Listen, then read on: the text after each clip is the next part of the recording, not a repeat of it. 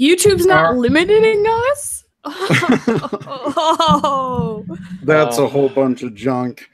That is terrible. We are live. What? I make no promises not to say bad words. Oh, yeah. We're live. Okay. So we are live, and the chat is going. The chat is here. Yeah.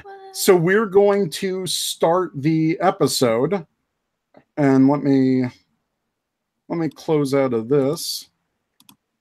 Welcome, everyone, to our live stream. Let me just tweet out that we are live, and then we'll get started. Live. I just want to let everyone know to save your questions for the questions segment of the podcast. And yeah, let me just tweet this out. We are live. Is there a way for me to see the chat or no? Or am I looking in the show notes, there's a link to the actual stream, and you can pop out the live chat. Alrighty. That is badass. All right, let me close this part. What the heck? Yes, I'm done. Show notes, Google. I've got some water.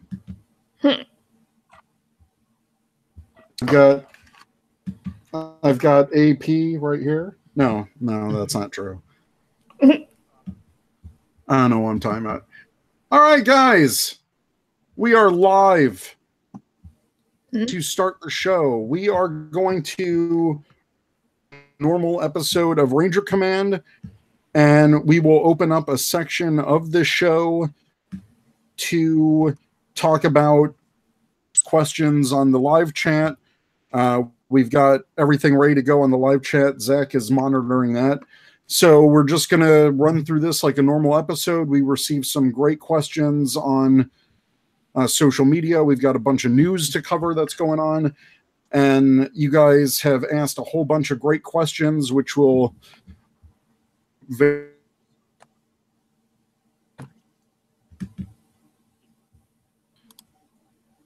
everyone. So here we go.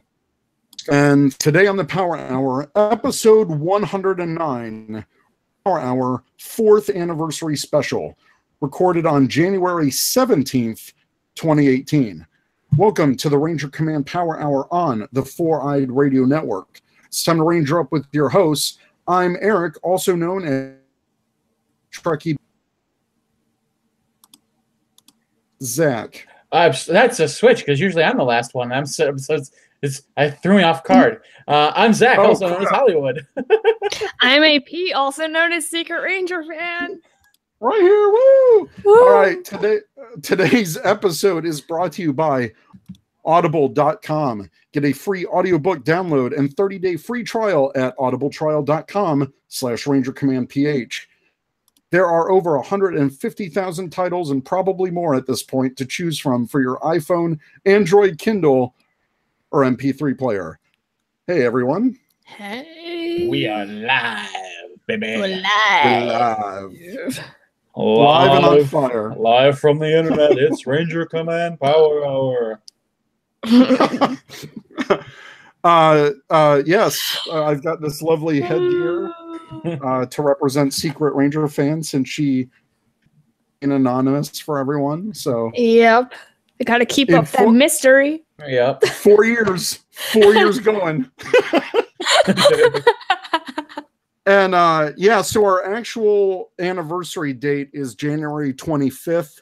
But we're recording this to release this as a regular podcast this Saturday, and wanted to open up something that we've never done before, at least for an anniversary, which was do it live. We've had other live shows in the past, and I cannot believe it's been 4 years. Right? Where does the time go? I know, right? I can't believe it. No, it's crazy. Yeah. blowing to me that we're all right here. Even Hassan doesn't think you actually exist, AP. If that's the case, we have created the most enhanced AI. Right. So we do have some news. First of all, the big news for the TV show, Power Rangers Super Ninja Steel, begins January 27th, only on Nickelodeon.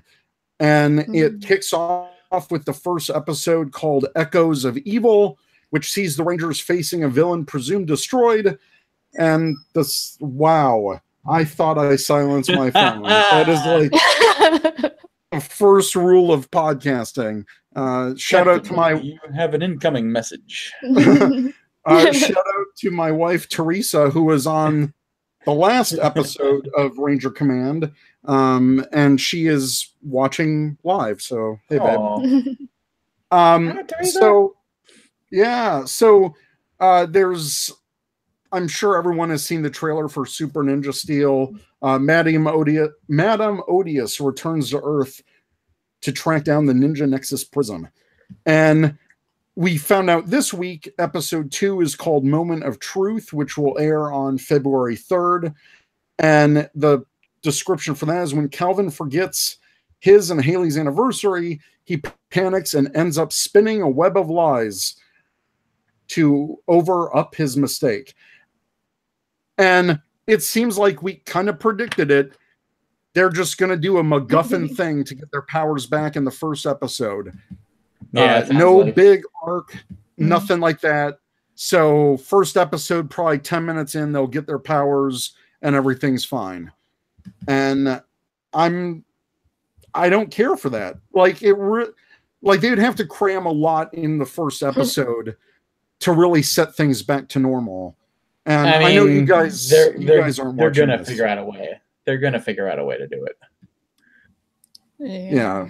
It may not be the way What? To say it may not be the way we want them to do it, but they will find a way to do it. Will they find a way to make me watch? Oh. But I do want to give a shout out to Derek Gale, who's on the chat. He says he's ready to complain about more Ninja Steel. And Doug, they both actually watched the show. So that's who I'm going to rely on to comment it. I'm sure we're going to have a huge episode to cover the anniversary episode and talk about all that. Oh, yeah. You guys have to at least watch that one. Oh yeah, I'm sure. Of course. And I want to have a shout out to Mr. Yellow. I cannot confirm nor deny that I'm actually Sasha Craig. I might be. I will say I've never seen Sasha Craig and AP in the same place at the same time. So who knows? Next up, Talkin' Toku is back. Yeah, baby. Our good friends at Talkin' Toku, Jordan, they are back. You can go to talkintoku.com. They released their first episode in like 2 years, and they start off the tradition. It's episode 33, so right where they left off. And it seems like they're going to have another episode coming out pretty soon. So congrats to those guys. Now that kind of all the kids are settled in, it's time for more Talkin' Toku. Yeah. So congrats to them. Back. If anyone is playing Legacy Wars still, they have added Andros, the Red Space Ranger, to the game. He is at a rare level, but he's considered a premium ranger. So it's the first time they've done a premium ranger at the rare level. So hopefully he doesn't cost too much to get a crack at. If you do want to join our, we do have an alliance, and that's you can search for Ranger Command PH, or just Ranger Command, and we'll show up and we'll invite you guys to our Legacy Wars alliance. And probably the biggest news that I'm excited for right now is all the news coming out about the Shattered Grid comic book event from Boom Studios. Sounds insane, and I'm really looking forward to it. Me too. I just picked up issue 23 today. 24 comes out in February, and then 25 in March kicks off the big event. But we got a preview for issue 26, which comes out in April. And they had some amazing covers with the Red Rangers all together in this big giant shot. They have also, I guess, releasing in April. I don't know if it's the same day or maybe a week later. But there's also the first 2018 annual, which will be a part of the Shattered Grid event. And they had some amazing covers for that, featuring like Jen from Time Force, Doggy Kruger from SPD Shadow Ranger, Lauren, Red Samurai Ranger, a whole bunch of different Rangers on these annual covers. And they look absolutely fantastic. I'm super excited for this. Issue 26 is going to be, again, from writer Kyle Higgins and artist Daniel D. Niculo. And it shows our heroes joining forces with Time Force, just as Lord Draken nears total victory. So we saw Jen on the main cover coming in through a time portal. I'm super excited that she's coming back as a Ranger for this. And then Mighty Morphin Power Rangers 2018 Annual 1. There's going to be a whole bunch of different stories in this and different creative teams. Writers Kyle Higgins, Ryan Perot from Go Go Power Rangers, artist Marcus Toe, and Dylan Burnett. They're going to draw other Ranger teams as Draken's threat extends across time and space. In space? And in space. And space. Oh. But it could be in space. I know, right? We actually have a question from Tommy Brevar Jr. at Kid Flash DBN. He wants to know, what are your expectations for Shattered Grid, and what dream crossover do you want to happen? I just want it to be better than Legendary War. Yeah.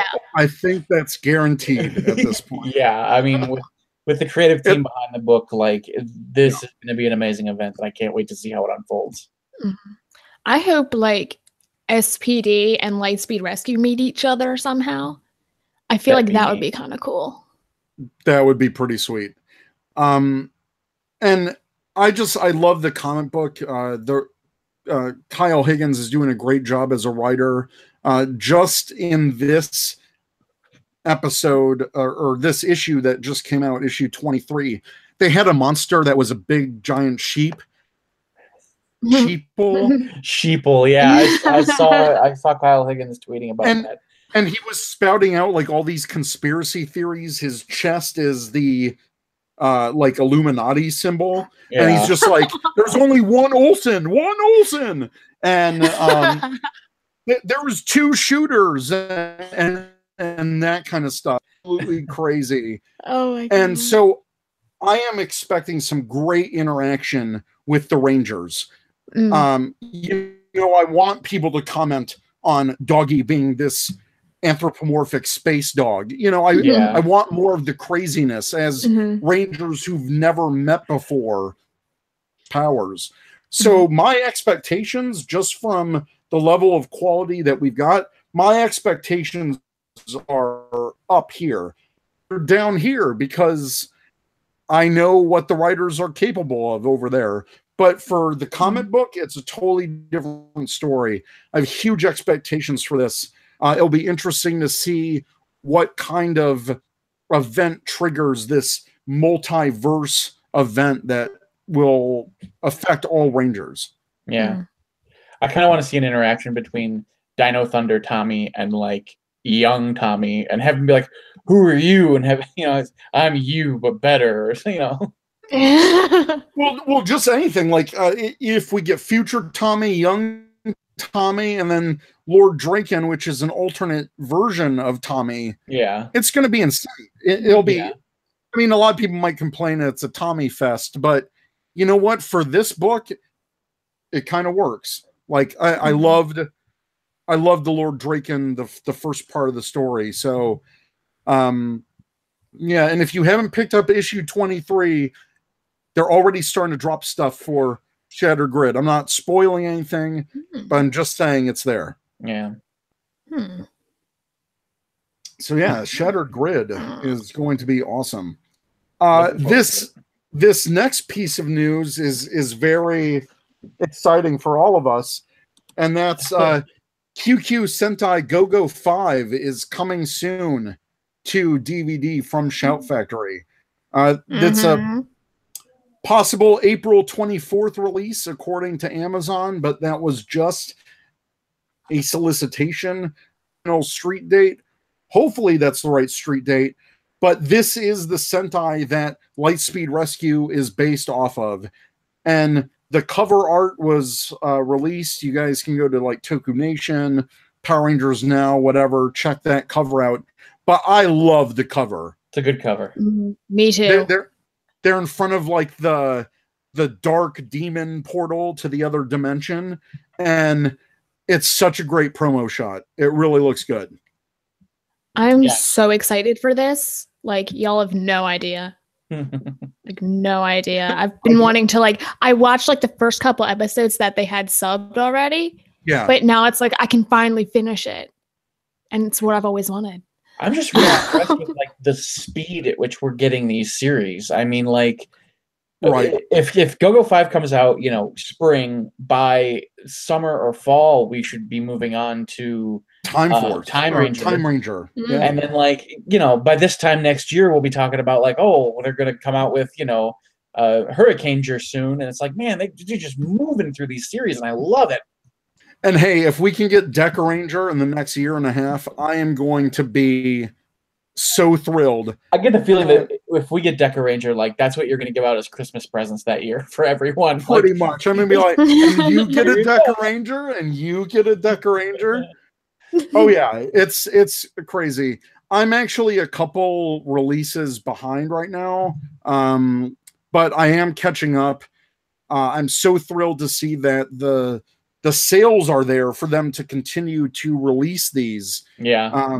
When I talked to Brian Ward at the last Power Morphicon, he said, as long as people keep supporting these, we'll keep releasing them. And I'm thrilled because if they can get current with the Sentai, then maybe we can start going back like Jetman or some of the older Sentai. Mm-hmm. Oh my gosh, you said that right as Mr. Yellow posted that. Wow. See, we're on the same page. I'm wearing yellow. It's got the yellow power. I'm feeling the love for yellow right now. So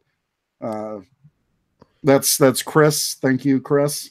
And now maybe a little bit more serious news for fans of Hyperforce. So they recently did a Honesty Hour video, and this is the Hyper RPG CEO Zach Eubank. He was talking about the number of live viewers that tuned into the January 9th stream, saying there was only 800 viewers. It's not really enough. It's not enough for Saban to go enough people like this show. So it kind of caught a stir up with the fan community. That particular episode did not have apparently did not have front page support from Twitch.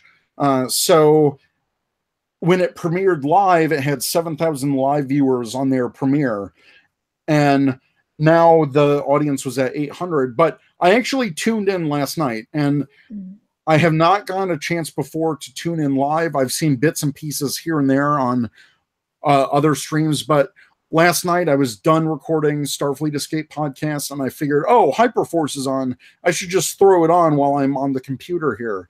And it was a little bit different format, but from what I saw, they had 2,500 people live that were watching it.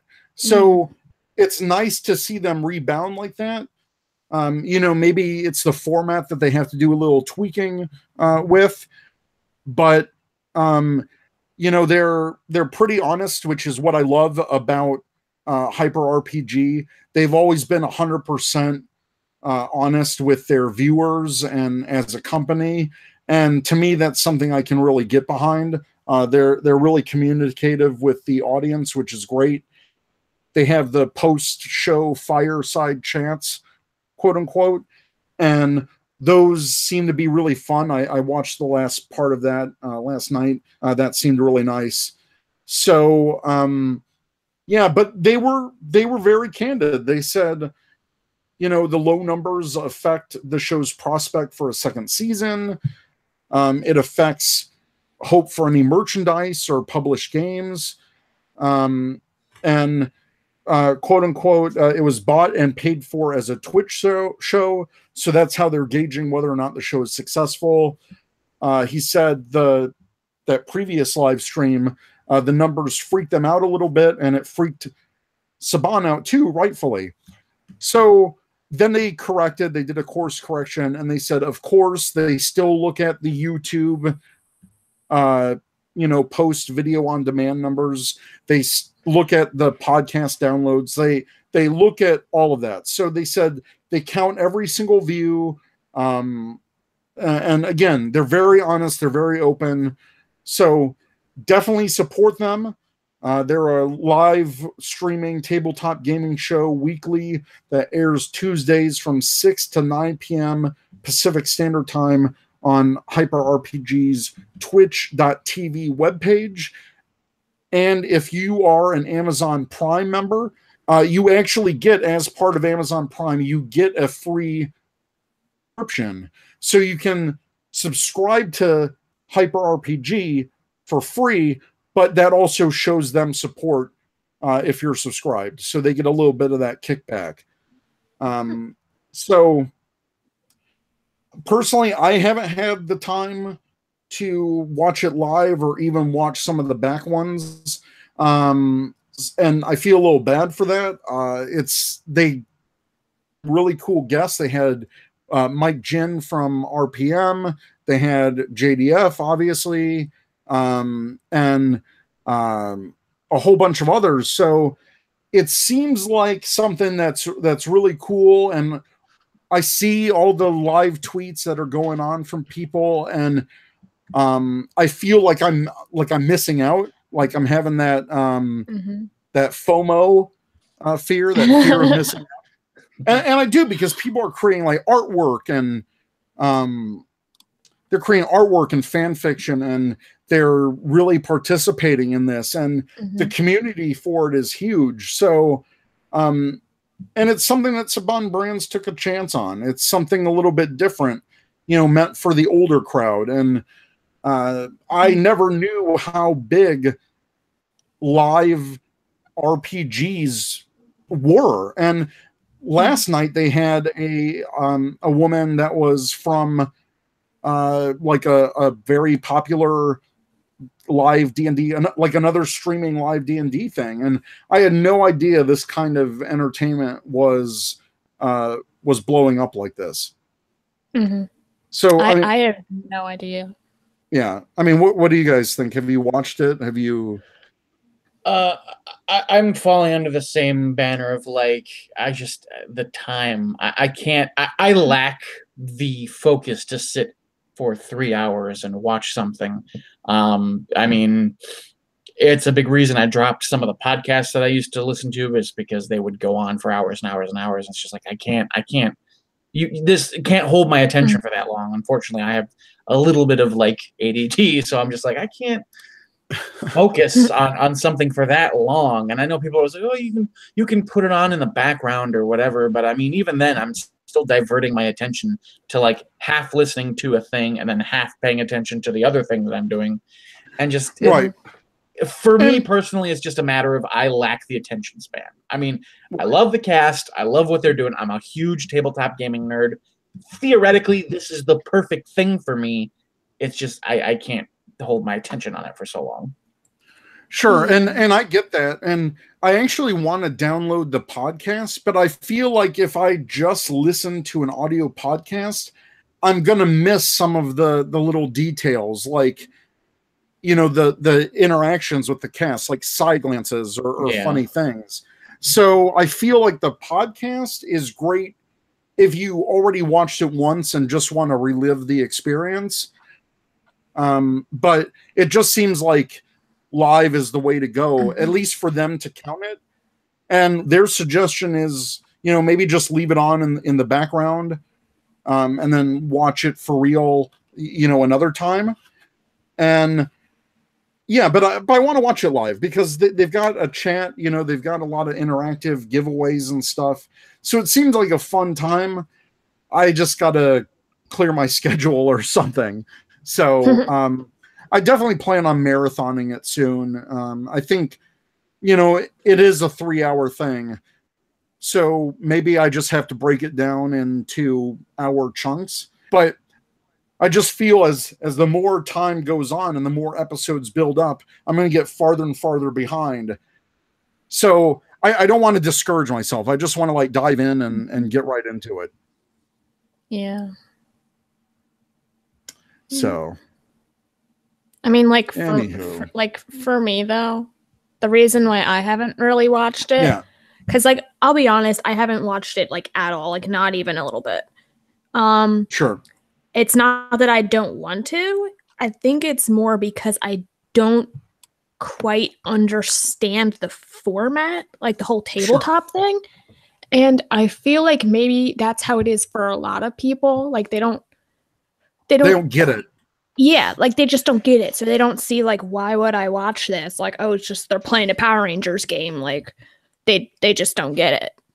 And I mean, like I understand it a little bit because I know quite a few people who are like into that stuff. But I still don't know it enough to like sit there and watch it for 3 hours. See, I think it would be cool if Hyper RPG like just did like a 5-minute summary video. Like, look, this is how the game works. Let's work you through it. We'll introduce you to the characters. Something like that, where it's like, okay, watch this first and just here's the rules, here's how we play it, here's how a typical story goes. I think if they just broke it down for people, I think it would be a lot more accessible for people who aren't familiar with the D&D elements. And I've never played Dungeons and Dragons. I know I'm the biggest nerd on the planet, but that's one nerdy thing I never got into. And I do like board games. I like that kind of stuff. And I've done other type of RPGs before. I was in a Star Trek email sim for years, and that was a role-playing game. But it was written. It was something that I could write and do. And this, I feel, is it looks cool. Like I get it. They're making up the story as they go along. The DM has the general direction of where they want the episode to go, and they're kind of controlling it. So it's a fascinating storytelling perspective from behind the scenes. But, you know, when they've got the numbers up there, when they're rolling die, like, I don't know, like, what are situations in which you have to roll die? Like, is every action part of it or what? So I have no problem with the imagination aspect of it. Like, I can sit there and imagine the characters. Me too. Yeah. But it's just someone explain the rules to me for like 2 minutes. And I want Hyper RPG to do that. I don't want like another fan to do it. I want them to be like, look, this is our official summary. This is your intro how to. Like, apparently quite a few people are saying in the chat that they do that. But like, I might not be understanding them, but maybe they don't do it like quite like often, or maybe it's just not as informative as it could be for certain people. I mean, So I'm just going to throw out the question on our live chat because we do have several people saying that they did do a summary video. Did they put that summary video up on YouTube? Because I feel that's something that they haven't promoted. All right, Mr. Yellow's saying they do it during the breaks. Yeah, well, a couple people do it like before the episode, or I feel like that's something I haven't seen on their Twitter. Like, hey, here's the YouTube of like our summary video. Yeah, they need to do something like that, I think, to catch the newcomers up to what's going on. And yeah, so I guess that people are saying that they've just seen it on the live show, that they haven't done it as a separate video. And to me, it's like, why not just do it? Like, put it up on YouTube, run it before the show, even. Yeah. And maybe they could do like a monthly, like, here's what you missed on Power Rangers Hyper Force, and do like a quick, like, maybe like a Micro Machines man, like, oh yeah, Marv did this, and like do a super sped up, and now you're caught up on Power Rangers Hyper Force, and something like that. There's like so many cool marketing things to do that I think would just benefit casuals. And like, I mean, I want to say one thing before we quit this topic. No, go ahead. Or move on. I mean, I think I've seen like a couple fans like summarize it like in like a written form or something like that. And I mean, I used to do like message board RPG things. Like I did that for like quite a while. But I feel like maybe if they had some kind of like official like written version, like maybe that would like help get some more people into it. Now, I've seen one fan on Twitter, and I followed him. I don't know the handle right off the bat, but he does like this amazing fan art and like ties it into the written summary with all these little like fan art pieces. And I think if they did that officially, like they said, here's the summary document for this episode. So if you missed one episode, but you're a regular watcher, you can jump right into the live. You haven't missed anything. And then just watch the one that you missed later. So I'm not telling them how to do their jobs. I just think there's a little couple things that they could do which would make it a little bit more accessible, I guess. Yeah. So those are my thoughts.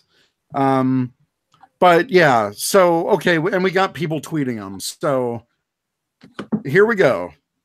we're affecting change right now.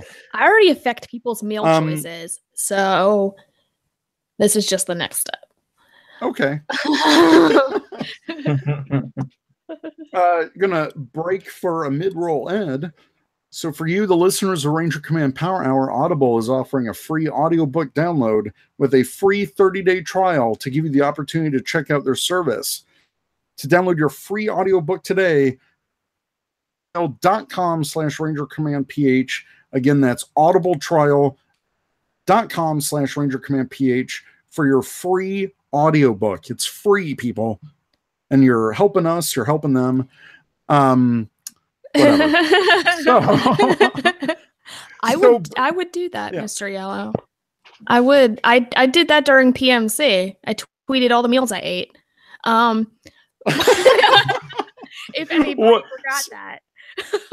So yeah, we can have a new segment. What's for dinner, AP? And that chicken salad situation I started about a month ago.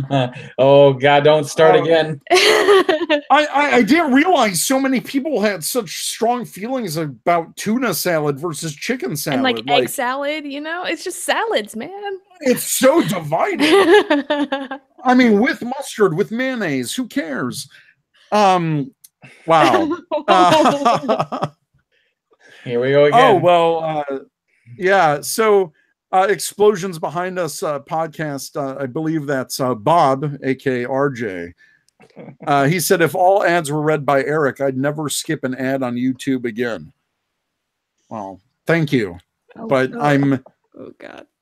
I started something again. Anywho. I started something again. I am so sorry. Oh, God. Yeah, it's in the chat.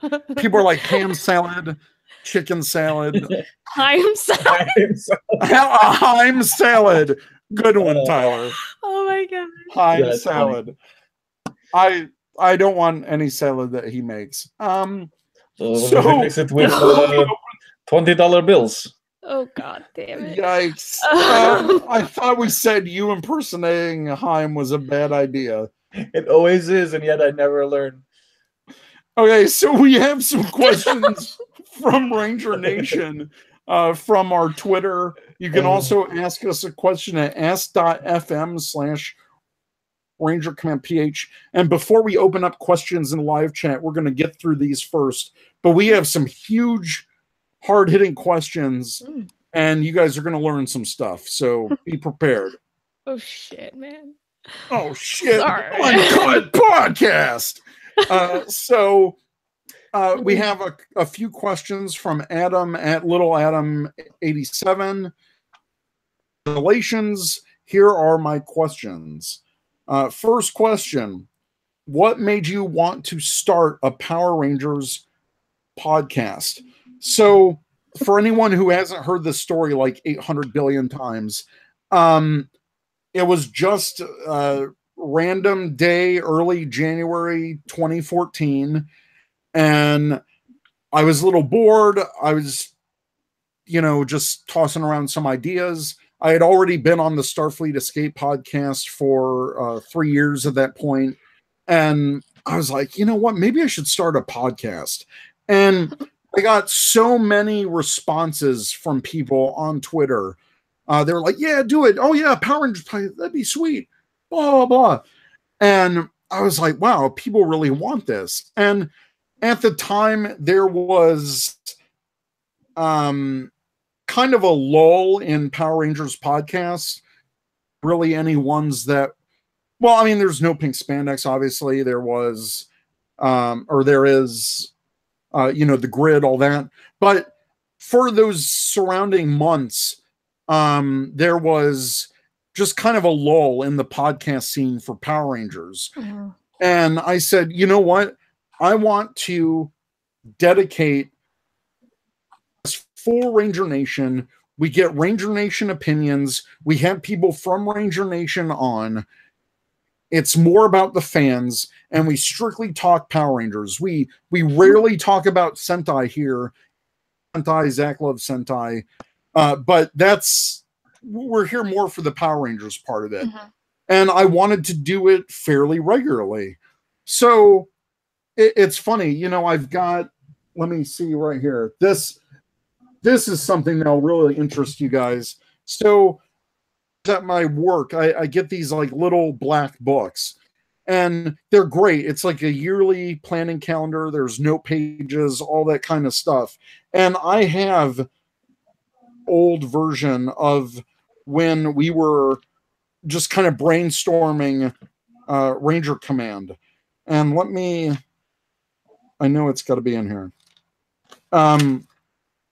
But no, we had ideas for this Power Rangers podcast, and it was amazing how everyone really took to the idea of it. And here we are 4 years later, and it's because of your guys' support. And I really can't thank our listeners enough who have been with us for the beginning, or if you just started listening to us last week. We really appreciate all the support. Without you guys, I would probably be very bored, and I found it. So I was brainstorming names with AP and Zach. There was Rangers to the Rescue cast, Heroes on Your Side cast, Ranger Rescue podcast, Ranger Emergency cast. I vaguely remember some of I am pretty sure. If I remember correctly, I'm pretty sure I basically came up with the name of this podcast. I mean, like, you did. Not to toot my own horn or anything, but I'm pretty sure I named us. and then if you guys want to see some early concepts of my drawing, and it's probably backwards in the chat. So I had like a podcast waveform. Even back then, we abbreviated it to RCPH. And there's just something about RCPH that just kind of rolls off the tongue. So I played with the waveform a bit. The command center, I had the viewing globe. But, I mean, we all pretty much settled on the watch, the communicator. And I think the communicator really symbolizes us because we're an audio podcast. You know, Zordon would always come through their communicators and tell them what's up. So I just felt that the communicator was the best fit. And then it was all from downhill from there, I guess, or uphill. Actually, 4 years ago, Monday, we recorded the first episode. So we recorded the first episode on January 15th, 2014. And since then, we've been pretty much every other week, like we promised. There's only been a handful of times where we've missed my self-imposed deadline. And I know our listeners don't really care. Like, they'll listen to it whenever. But yeah, I mean, our listeners are very forgiving, but I set my own standards. You know what I mean? Like, that's why I take so long to edit these podcasts. You know, that's why I'm slaving away every Friday night, running away at the podcast dirt to really edit these shows. And I'm going to edit out all the ums and the likes and the pauses and all that stuff. And because I know what I like to listen to when I'm listening to a podcast, and I know what annoys me when I listen to a podcast. So that's kind of the story. And what I wanted to do was I have this passion for podcasting, and I love editing, and it's something that, yeah, it's a lot of work, but the feeling that I get when I release an episode and I get to promote it on Twitter and social media, it feels really accomplishing. And things like this where, you know, I get to talk to our listeners and I interact with people that not are just listeners, but are also friends.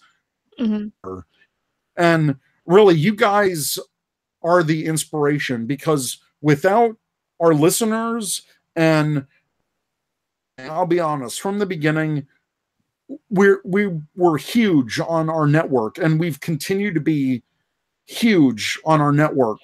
We're huge, but we're pretty huge. It's a huge big deal. Why did I do that? No, I don't want no Trump in this. But no, I feel so grateful that you know, we get to entertain people. And what blows my mind is when people say that they listen to it while driving to work or exercising or doing a marathon or anything like that. That is just crazy to me. Or that they just listen to it in general on a regular basis. Just like that simple thing just blows my mind. Yeah, like, just knowing that we have that loyal listenership out there who constantly tune in to hear our opinions, to be entertained by us, to hear their own input on the show when we answer their questions. Like, that stuff, that I think more than anything is what helps this podcast thrive, is our interaction with our listeners. Because you guys make the show, like Eric said. Like, you guys have been there from day one to sort of be the background, you know, music of the whole show, and we really do appreciate it. Yeah, and the amount of interaction that we get on our social media when we ask you guys a question, when we do our, you know, Ranger Nation Answers segment, and we pose a question to you guys, it's phenomenal the amount of responses that we get. And there's been some episodes where we just have like a record number of questions from you guys. And, you know, we're 100% with you guys straight up. So yeah, like I just want to thank you guys so much. And without getting like too sentimental, it's just something that we really appreciate everyone's support. Mm-hmm. So thank you so much, really. Mm-hmm. So to continue Adam's questions, he asked, how do you think podcasts or any fan-run media account Rangers relevant? I think they're crucial to older fans staying in touch with the show, because there are so many fans doing so many great things, from toy reviews like Hassan and Brian, and everyone who does toy reviews, everyone who does episode reviews, everyone who reports the news, like Liz on her channel, like the Ranger Week in Review. All of those things help to spread the word of Power Rangers. Podcasts, like No Pink Spandex, The Grid, us, Explosions Behind Us, anyone that does a podcast, anyone, it doesn't matter the number of listeners you got, it doesn't matter. Mm-hmm. It doesn't matter like the viewer numbers or the subscribers or anything like that, because we as a Ranger Nation, we are a force in the fandom, and we're here to spread the word, and we're here to discuss and talk about it. And I know the past couple of years, there's been a lot of divisive things in Ranger Nation, but to be blunt, this is the 25th anniversary. We have to come together as a Ranger Nation, as a unifying force, to really fill in the gaps of where Saban Brands or Nickelodeon is failing to produce this show. We cannot control the quality of the toys or the show or anything. We can't do that, but we can highlight great aspects of this fandom. And that's what I want people to do. I want people to create, do artwork, make t-shirts, just stay involved, start a podcast, stay involved. Yeah. It's like, I mean, Family Guy was canceled to start with, right? But it was the fan base that like brought it back, and now it's this huge thing. And it's like, just the fan base can keep something going if you have a good, like, solid fan base. It just yeah. I mean, I don't know what else to say. No, and really, like, so anything, podcasts, YouTube, reviews, social media, fan art, fan fiction, all of that helps keep Power Rangers relevant.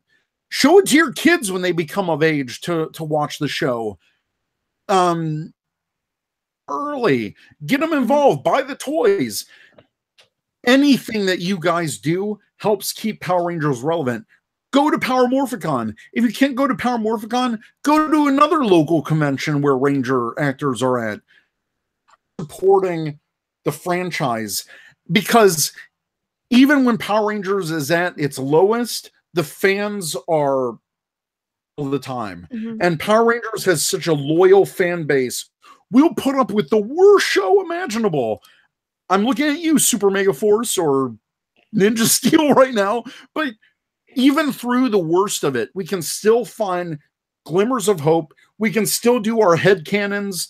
We can do anything. And that's the power of Ranger Nation. Yep. So, wow, that was pretty passionate. So, one last question from Adam. He asks, where do you see the podcast 4 years from now? And what do you hope to accomplish within that time frame? So, honestly, I don't know if we're going to be doing the podcast 4 years from now. as cool as that is, listen, I'm going to be turning 36 this year. 4 years from now, I'm going to be 40. I don't know how many people want to listen to a 40-year-old Power Rangers fan rant about the show. I don't know how much of an audience is there for that. And to be frank, like, you know, I want to start a family with my wife. I want to other projects. We're gonna have like a passing of the torch moment at some point where we're gonna pick successors. We're gonna hide in the shadows of the internet and find the Ranger fans and be like, "You're gonna be the new host." We could. I mean, we could do that. I mean, we could. But here's what I'm getting at. Look, it's the 25th anniversary. We're not going anywhere right now. Yeah. You can expect we'll be here on the 5th anniversary of this show. And who knows, the frequency may change. Instead of every other week, it may switch to monthly. We may expand to videos and just do like maybe a once a month video live thing like this. I think this is great. The interaction here that we got on chat. I don't know yet. So 4 years from now, that's pretty far out into the future. Let's just get through the 25th anniversary together. Let's do that. Mm-hmm. And what do I hope to accomplish within that time frame? At least with the 25th anniversary, I want to really dive deep into some Ranger lore. I really want us to analyze the show. I definitely want to get a few more interviews this year because it is the 25th anniversary. Yep. And we have an interview question, so I'll save that for a little bit. Yeah, I know that this 25th anniversary, what we're going to be doing on the podcast, it's a celebration of all things Power Rangers. And I have some ideas. I know Zach and AP have ideas. So we're ready. We're down to celebrate the 25th anniversary of this show. You guys want to add anything to that? Oh, no. I think you hit the nail on the head, man. Yeah. I mean, just on my side of things, like I just started a new job that kind of, it's a lot more responsibility than any other job I've ever had. Sure. So, I mean, like, I don't want to say I'll still be doing this in 4 years, but I'm also not going to say I'm going to like drop the fandom in 4 years. Like, I'll still be here as long as y'all will have me.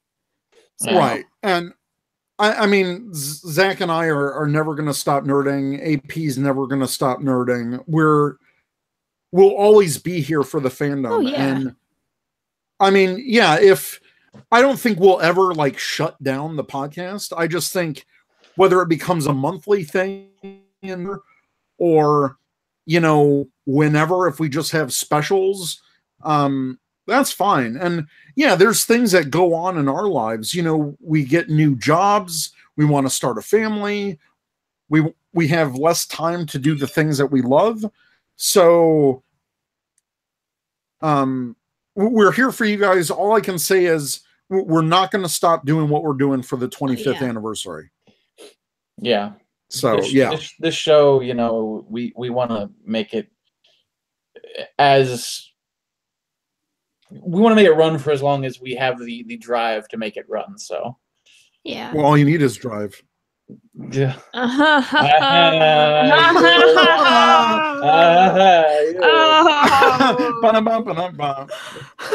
right, so we'll move on to. This wasn't a Doku podcast. Oh my god! Those other guys. Y'all are like. I'll save. Y'all.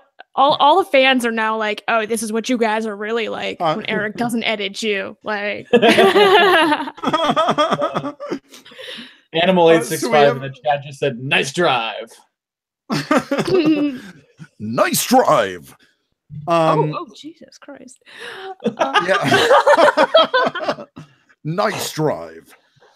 I just need the sound effects. Right.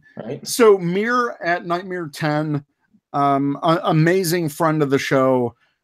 Check her out at the Power Scoop, bringing casting info and all that stuff to the fandom. And she asks, how have you all as hosts and fandom members changed over the past 4 years? How has the podcast, in your point of view, changed over the last 4 years? I've talked way too much. Zach, if you want to.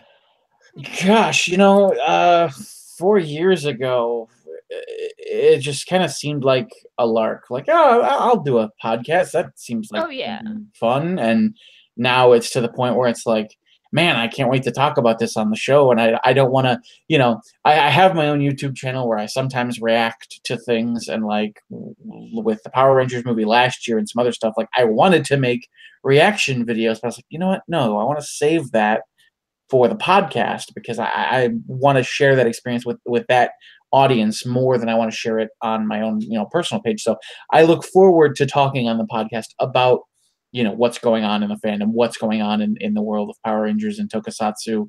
And like, I really do appreciate having this show, these co-hosts, this audience to have a place to talk about all this stuff. Mm-hmm. So I think that's what's changed most for me personally in the last 4 years.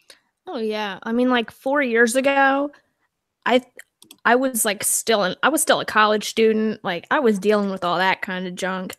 But I mean, like when I agreed to this, I'm pretty sure it was like in the middle of the night and Eric's like, who wants to do a podcast? And it's like midnight my time. I'm like, sure, I'll do it. And then like the next morning I was like, holy crap, what did I agree to? But not in a bad way. I mean, like just like in general. But I mean, like Zach said, I didn't really think it would ever be this, really. Yeah. I look forward to doing this like far more than I did in the past. Not that I didn't in the past, but it's just like I appreciate it more now. Yeah. Like I don't ever want to like miss an episode unless I like really have to. I would even say that I consider a lot of like quite a number of our listeners like friends. Like I would just like, yeah, I would call them friends. I would call you two some of my best friends. Like it's just that's what's changed for me.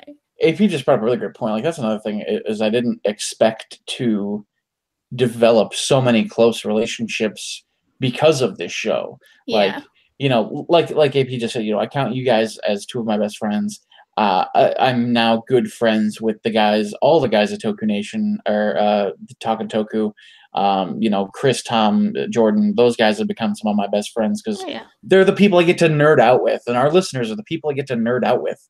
And sometimes you don't get that in everyday life. You don't have someone in your personal life. You go, oh man, did you hear the cool news about the new Sentai season, or did you hear the cool news about the new Power Rangers movie?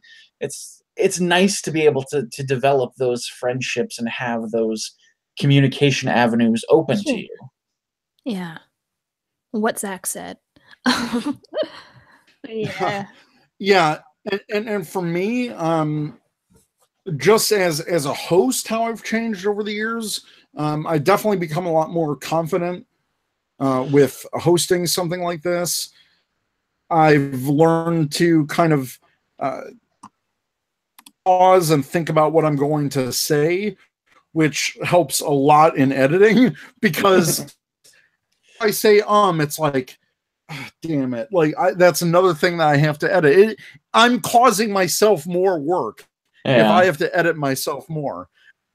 I think it's made me a better editor. It's made me a better podcaster. It's made me a better speaker overall. And I just have this passion and drive for podcasting that fills me with so much joy that I don't get from my day job. And this podcast has got me through some major shit going on in my life on the job side. For sure. Like me too. Like my job is way too damn serious sometimes. And I love it. And I like the people I work with, all well and good, but it's just like this is like how I not like relax, like sort of just like unwind. Like this is how I get out my nerd from having to stay serious all day, you know? Yeah. It's the same with me. It's like without this show, I mean, of course, I have my wife Teresa to support me, and I love her dearly. But I mean, I was doing this show 6 months before we even met, so it was filling this void in my life to connect with other fans and talk with you guys. And I remember the only reason AP and I met is because we became friends on Tumblr when that was still a thing. and you know, we got to talking, you know, all the crazy gift sets and all of that when I was huge on Tumblr. And then you made your Twitter account, AP, because you made the jump over to Twitter. And here we are. And so I think all of us have hosts have changed dramatically. And the fact that we've had so many of our friends on as guest co-hosts is really great too. And hearing the stories of people saying, look, you guys get me through my workday or my commute on the drive to work. It's stuff like that. That's what keeps me going. Yeah. And so yeah, I think how the podcast has evolved, we've tightened up the format, tightened up the editing. We sound better than ever with Skype, Omoto, all the tools. You know, what we got through Patreon support and when you guys were, you know, buying t-shirts and all that stuff. And all we want to do with that is give back to you guys. So whether it's, you know, the contests that we've done throughout the years, supporting our patrons, whatever. This show is for you guys and it's for Ranger Nation. So I think that's how have fandom changed over the years. I think just fandom is just, I think more now than ever, it's so easy to have a voice on social media and to directly address like Power Rangers on Twitter or their YouTube or whatever, or Jason at Saban Brands or tweet at Bandai America. And yeah, all of them may tune us out, but at least on some level, they have to be hearing us. And yeah, I think the past couple of years, maybe there's been some really negative fandom things, but I think for the 25th anniversary, we just have to get past that. We have to get past that and make the show better in our own way. And as the fandom gets older, I think you'll see people whose jobs maybe start to influence the show. Like maybe someone's so impassioned and they become a screenwriter and somehow they land a job on Power Rangers in the writer's room. And then they get to make the changes that they want. Or like more people like Yoshi and Peter, like people who who like the show and like appreciate the source material. Like maybe they'll start joining the cast and like we can see like more of them will start joining the cast and we can see like how good of a time they have, you know? Just like that aspect of it too. Yeah, I think the way that the future is changing and how television has changed as a whole, like everything's streaming now. That kind of stuff, like I don't think Saban Brands and I don't think Bandai can stay stuck in the same way that they've been doing things for 25 years. They can't afford to. Nobody can. Nobody can. Sooner or later, something's going to change. So I think something, there's going to be a breaking point. And I feel a lot of others feel that this 25th anniversary, it's time to bring it or pack it up. And I feel that's the feeling for a lot of people. So I hope the brand brings it. And it sucks. I don't like reporting bad news. I don't like reporting that Power Rangers Live has been postponed indefinitely or something like that. I don't. Bad news. I hate doing that because I want to be more positive. So, but we have to report the news. We have to report what's really going on. Mm-hmm. We have to share our takes on it because I'm never going to bullshit anyone. Like I'm never going to. I'm never going to do that. I will never BS you guys. And when I feel the show is bad, that's all on me. And I need to express my opinion somehow, and this show is how I do it. Yeah. And nothing gets better if people keep pretending to like something that they don't actually like. Right. Right. We keep it real. Yeah. So, Mir, thank you so much for your support over the years. So much for listening. Just thank you. And now we have I feel like we kind of covered some of Ken's question when we responded to Mir's. Yeah, so Ken asked, how's your opinion change of the franchise, the fandom for good and bad? What have been most exciting Ranger-related things for you since doing the podcast?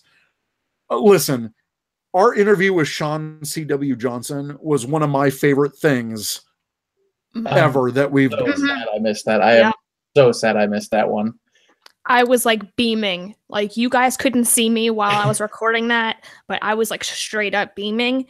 And I didn't talk for a lot of it because like I was just like basically in shock. You just wanted to listen. I was basically in shock for the entire thing. And then I blurted out at the end some stuff that like maybe I shouldn't have mentioned, but that's a whole nother story. But I mean, Sean, I have to say, Sean is seriously the nicest Ranger actor I've ever interacted with.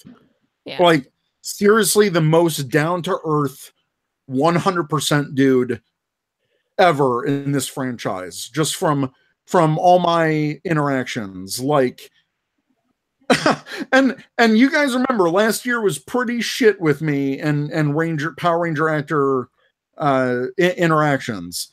So listen, I'm going to support the Ranger actors that I think are in it for the fans and not just lining their wallets.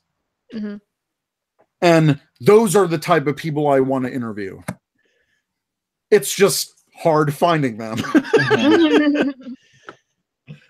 So yeah, so that's for Ken. And he also asked, in the 4 years, what's been your favorite collector/toy release? Zach? Ooh. Oh gosh. So that's a problem because I've basically stopped collecting all the American stuff. No, just like anything in the past 4 years. The Japanese stuff now. That's fine. Getting the oh gosh, I can't think of the Japanese name for it right now. The Dino Charge morpher. The Gabu revolver. Gabu revolver. Wow. Yes. How did I know that? How did you know a Sentai thing? What? Brain. Thankfully, I have AP here to knock some sense back into me. Yeah, no, the Gabu revolver is a lot of fun. Right now, I am super into everything Kamen Rider build. I am like, you can't see. Hang on, let me. I forgot this is a live show. I can do this, and I can show you the desk full oh my God. of all the full bottles and the Rabbit Tank sparkling can, and yeah. So that's my life right now is full bottle collection. Hang on, trying to fix the camera.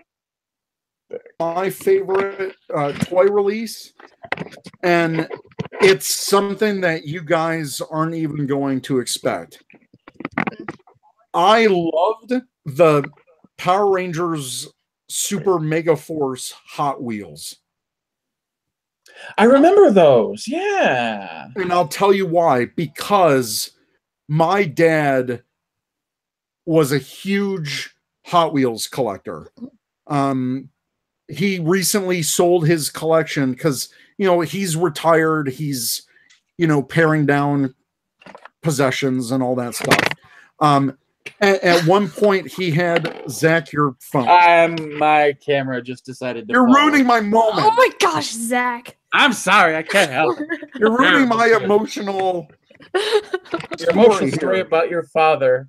There's an earthquake. Zach's in an earthquake. Hey, 90%. Oh my! Okay, if Zach was in an earthquake, I'd be in an earthquake. Yeah. Like, I mean, magic earthquake. What? Magic earthquake. I thought you said Maji earthquake, and I'm like, did she just throw in like another Sentai? Yeah, if that's what you want to believe. She's been secretly watching Sentai this whole time. So, at one point, my dad had over 10,000 Hot Wheels collected over a span of like 25 years.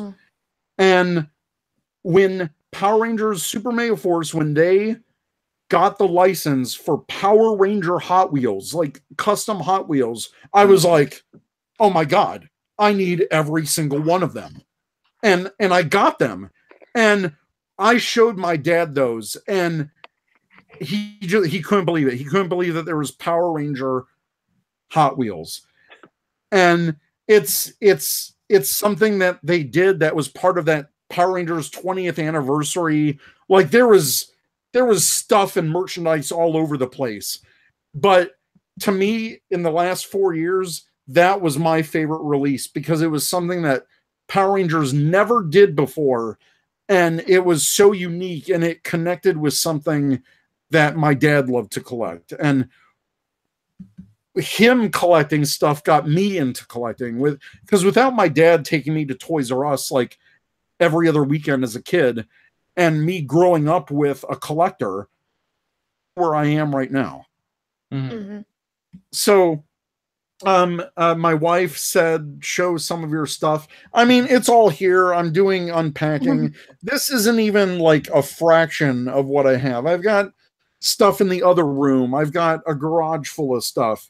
Yeah. So I'm going to be very selective in what I display on my YouTube wall. And you can see I've got like some blank detolfs that I need to fill. I've got my little Zaraba from Garo right here. Nice.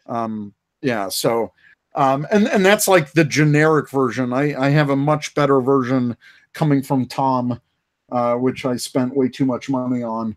But yeah, that is basically we've just turned Tom into our monthly wallet like collection agency.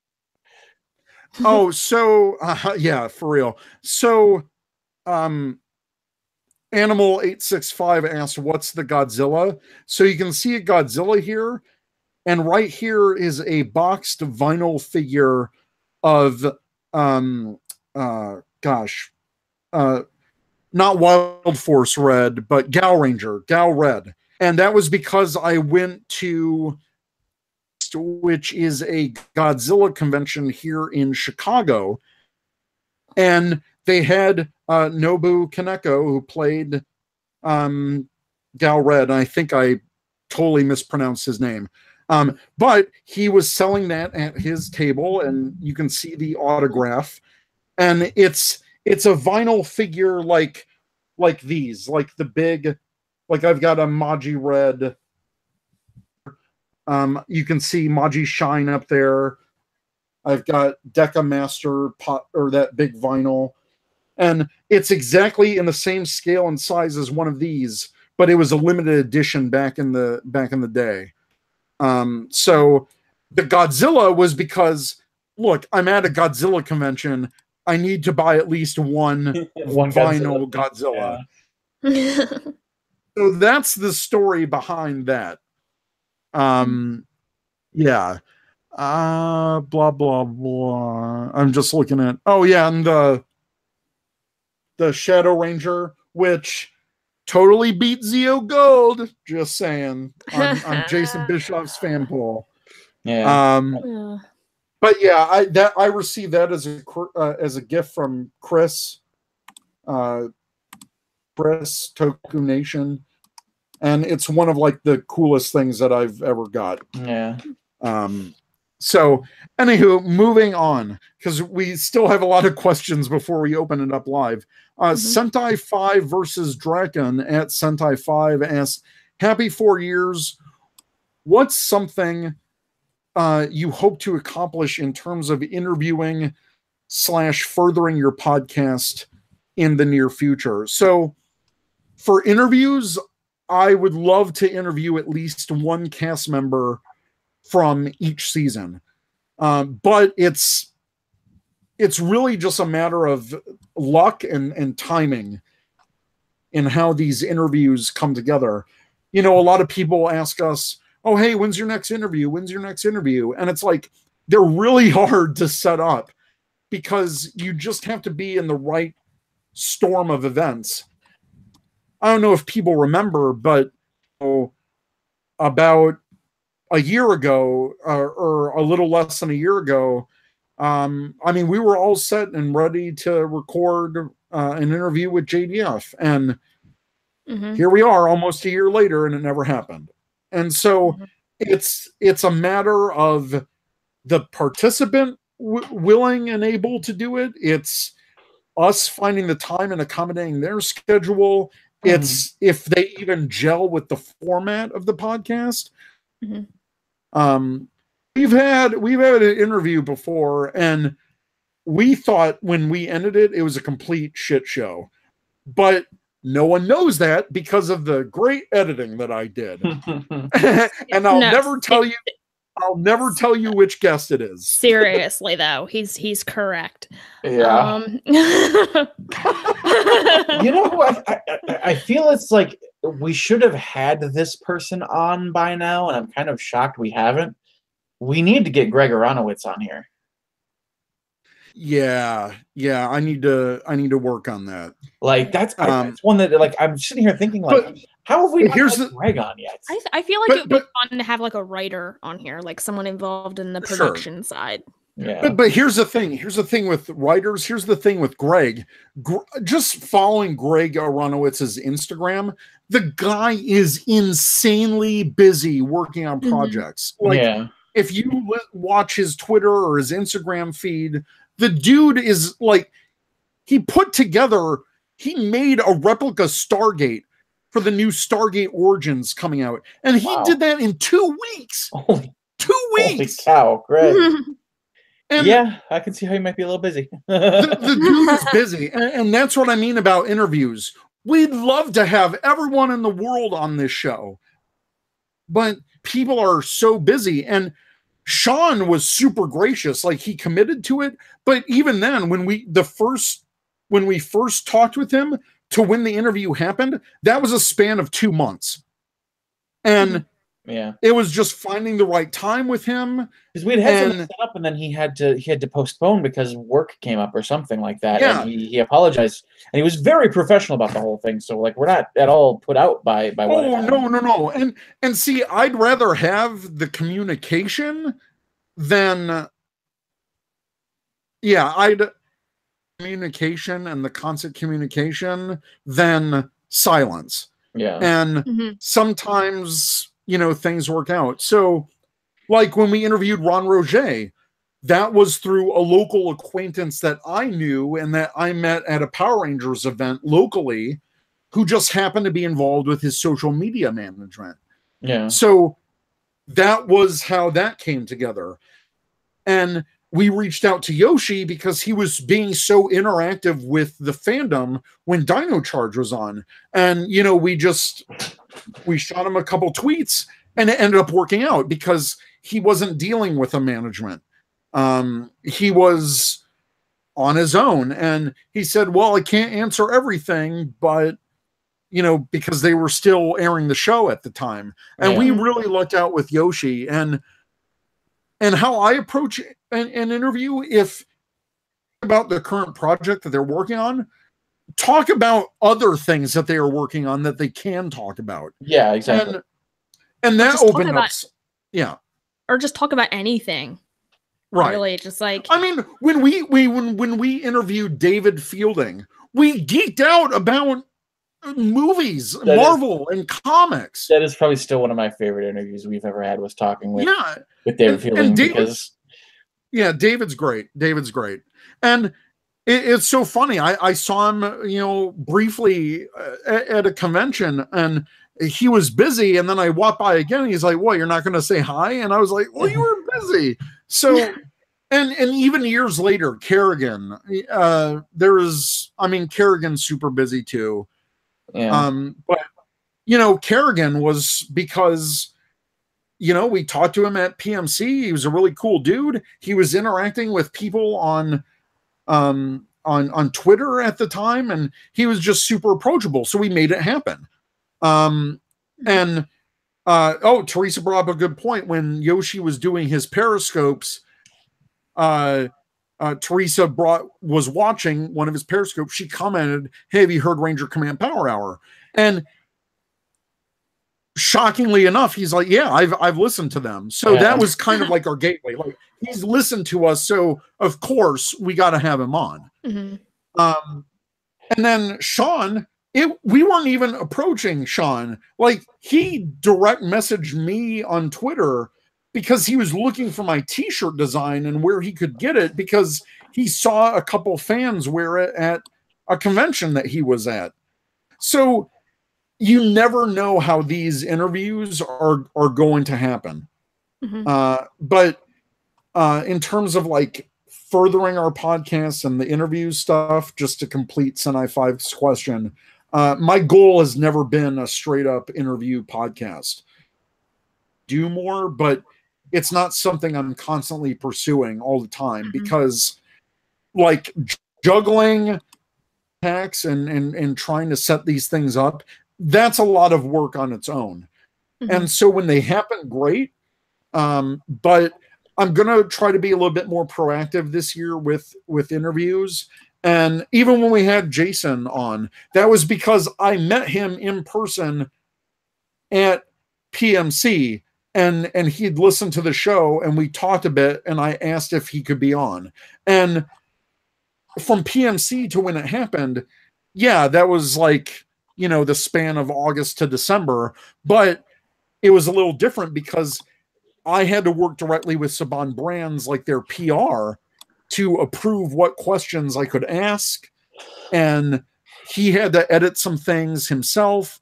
So that's what I have to deal with some of these interviews. So a lot of people ask, "Oh yeah, just get so-and-so on the show." Like, it's no big thing. It's a lot of work to get an interview going. And I'm always thankful when they happen. Yeah, absolutely. We're always so grateful for any time that anyone we want to interview can take time out of their busy schedules to come and be on our goofy little show. But I mean, I definitely hope to interview a couple of more. I think a great like kill two birds with one stone scenario would be to get Jason Smith on here.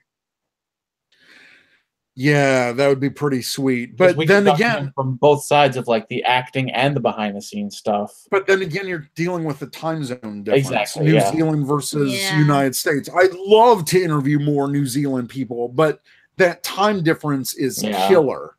So we're just going to need to go to New Zealand, is what you're telling me. Ranger Command in New Zealand. Get back to me. Yeah. Ranger Command.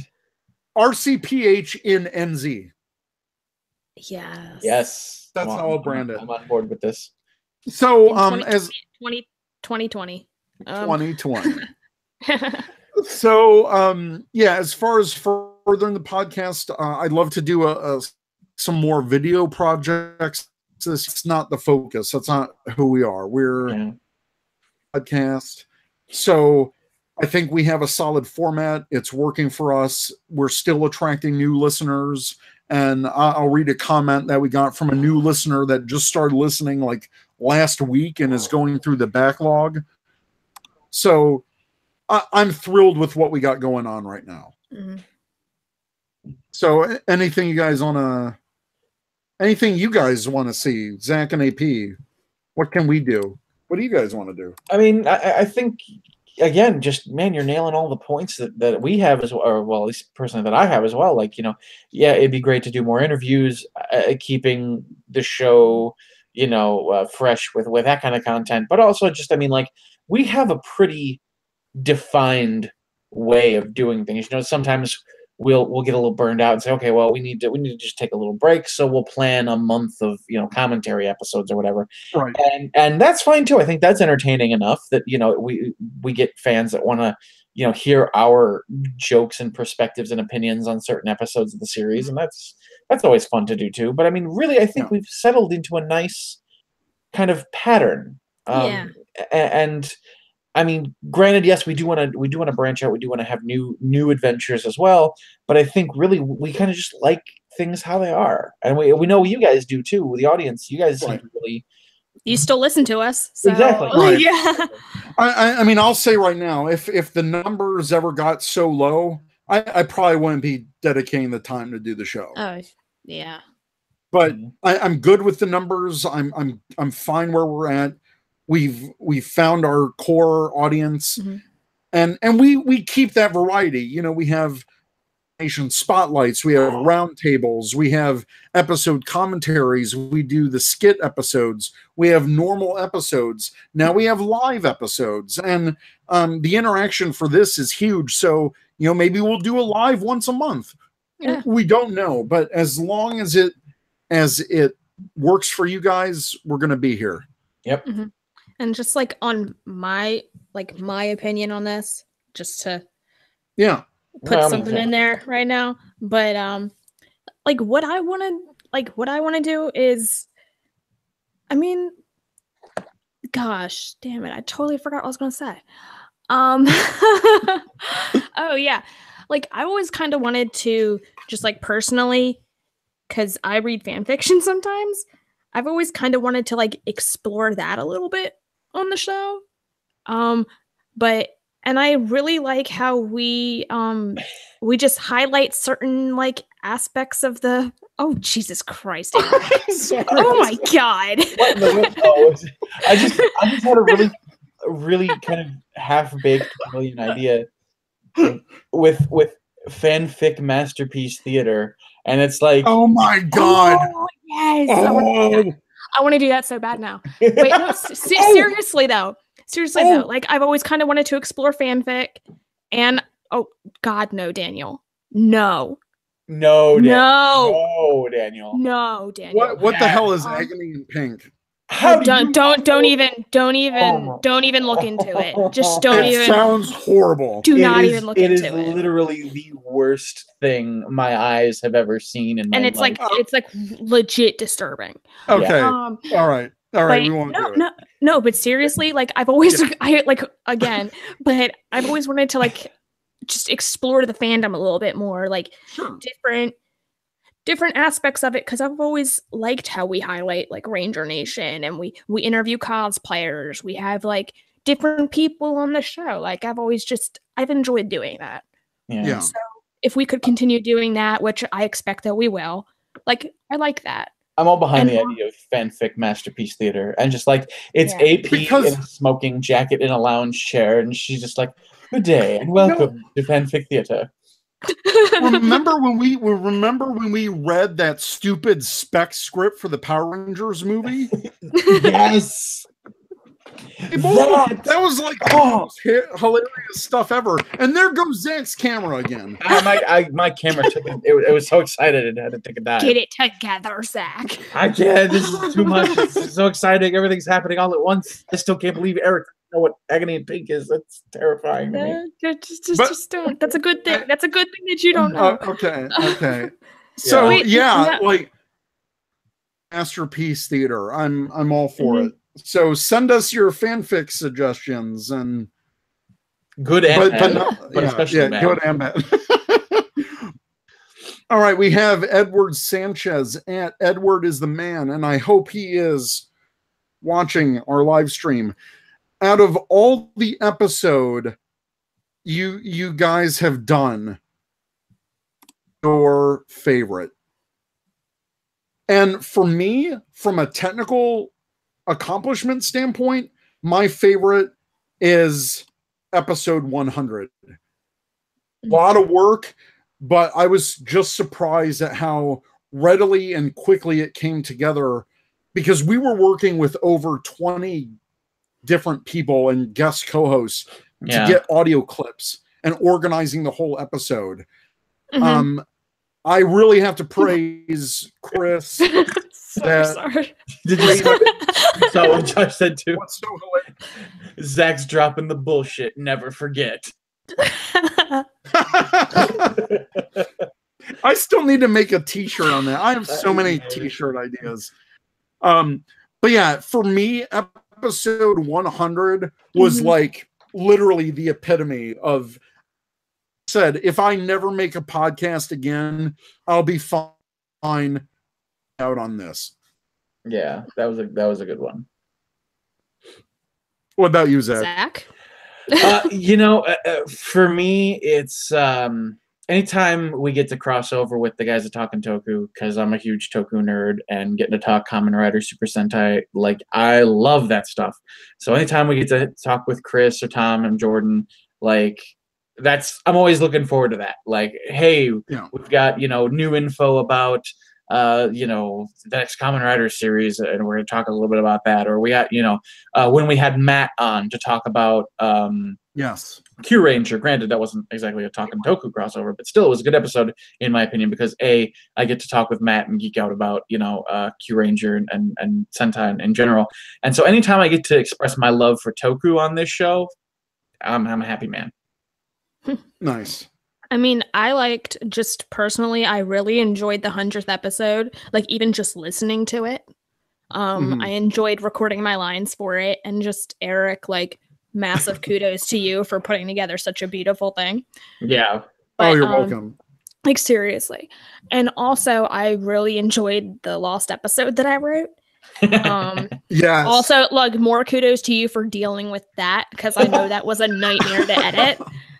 But just it was just fun. I was editing it during Christmas. Like, I was at my parents' house, like editing away at this thing. But it was just like the end product. Just it was really well done on your end, and it was fun. It was just fun to listen to. Like, regardless of how ridiculous my writing was, it was a fun thing.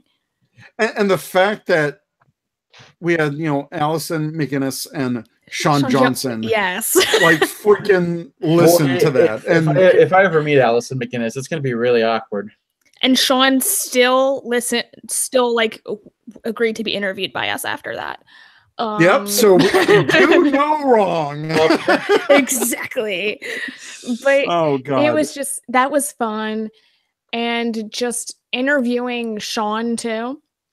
Yeah. Just that, like, he was from my favorite season, and it was just the season that I really got into as a kid, because I remember saving up for the video games and buying them, and it was just like, it was like when I really got into it at that point. And it was just like a childhood dream of mine was achieved on, like, a certain aspect, So yeah, for sure. Cool. And also, anytime I get to talk with you guys. That's like every 10 episodes. No, I'm kidding. No, oh my gosh. Don't bring that up again. But seriously now. Just like anytime I get to do this, it's just, I enjoy talking to you too. And just like, it's like hanging out with friends. So yeah, it's really awesome. Solomon D at Sollyman_D says, congrats on your 4th successful podcasting year. I would love to hear everyone's thoughts on your spin-off animated series, and what area of the universe would you like to explore animated series? Someone else can go first. Yes. My thoughts are yes.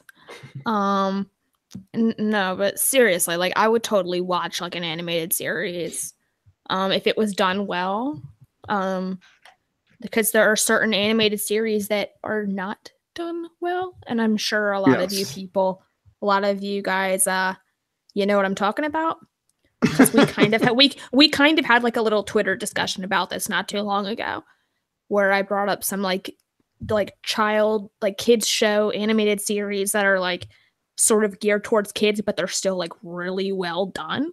Mhm. Something like that, I would totally be all in on that. And I would love to explore like SPD. Oh, I feel like that would lend itself to like a really good like just expand on that world. Well, the Power Rangers like timeline is so diverse, and there's so many spots in the timeline and the multiverse that you could focus on. I always love anthology series. I wanted the new Star Trek to be an anthology series. The fact that they're doing this Shattered Grid thing is probably the closest we're going to ever get to a Power Rangers anthology series. So, for an animated series to go, like every episode, it's a different thing. And you could bring in different animators. Like every episode could have its own unique style. There's so many things that they could do with an animated show. Maybe turn Hyperforce into an animated series. I don't know. For real, because they've done all the designs for all that stuff. Yeah. And I mean, you're not even limited to just what we have in terms of the established canon. You could go back and do pre-MMPR teams. You could have animated Jetman. You could have animated, Live Man, 5-Man, all those old Sentai series, and you could just take them and have these, pre-MMPR teams. And it would make Super Megaforce make a little bit more sense. But no, seriously though, like I don't mean that as a joke. But also, just another thing though. I feel like Mystic Force would honestly be like a really cool animated series. My God, Mystic Force would be really cool. Yeah, you're right. Just the animating the capes alone, I know, right? Would be awesome. But yeah, they could definitely, if they made the animated, or if they made an animated series that was canon, and you have an animation budget, but you can literally do anything with animation. You could different planets, you could go to different time periods, and potential for that.